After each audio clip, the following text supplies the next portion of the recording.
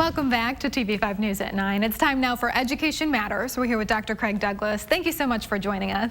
Good morning. Good morning to you. And today we are talking about a new coronavirus vaccine. So what will that mean for students and educators?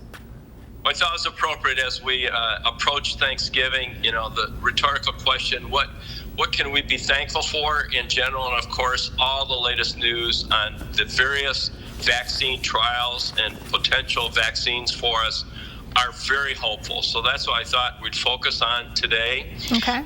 We even heard yesterday of a possible launch early next month for the shots. That's terrific news. But what does it mean for students and for educators?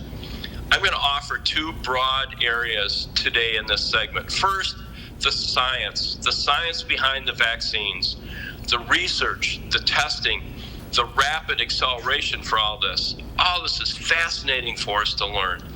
In what ways will these shots be like other inoculations that we receive for flu, tetanus, measles, and all the other shots that we have had growing up and even as adults?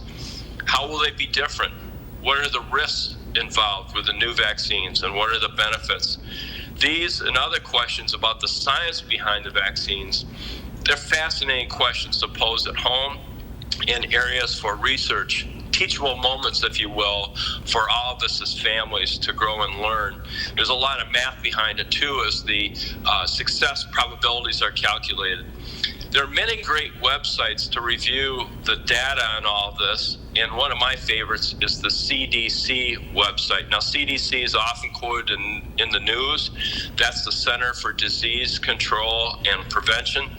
It's rich with current, accurate information about these vaccines that are being developed and all the science and math behind them. Explanations are simple enough, in my opinion, for all of us to understand. In other words, we don't have to have a PhD in chemistry. It's very readable, and it's very good for us to consider all the possibilities behind the science and the math of the vaccines. Okay. The second broad area is all the legalities involved. Once the vaccines are approved for distribution, how will this go? Will it ultimately be a requirement for work or for school attendance?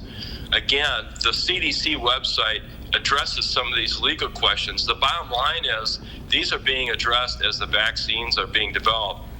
A key, in my opinion, will be the quantity of the vaccine. In other words, if the vaccine becomes limited in supply, then who will be eligible first to receive the vaccine? That's a very tough rhetorical question. For students, here's an interesting thing that popped up on NPR over the weekend. Children have not been used in the trials. So there's one school of thought that because now they need to see what the impact is on children, it may actually delay children receiving the shots. First time I'd heard that. It's all hypothetical, all theoretical, and all being developed as the vaccines are being ramped up for approval. So all these questions are great questions this Thanksgiving time. One of the great blessings is cost is not going to be a barrier. In other words, we're told with certainty that it will be cost-free for all of us. So as Thanksgiving approaches, a most unusual Thanksgiving, right, in a pandemic, celebrations scaled back, postponed, or on Zoom. Nevertheless, we have much to be grateful for as this battle continues for COVID-19, and how grateful we are for the healthcare providers, the scientists behind all the research, our educators working with our students, many people battling this vaccine, or battling this virus rather, as the vaccine is being developed. But we do have much to give thanks for this most unique of all Thanksgivings. Yes, we do, and thank you so much for taking the time to speak with us today. Take care. Happy Thanksgiving to you and yours, and be safe. Be well. You as well. And for more information about today's topic, you can check out the school source page on WNEM.com.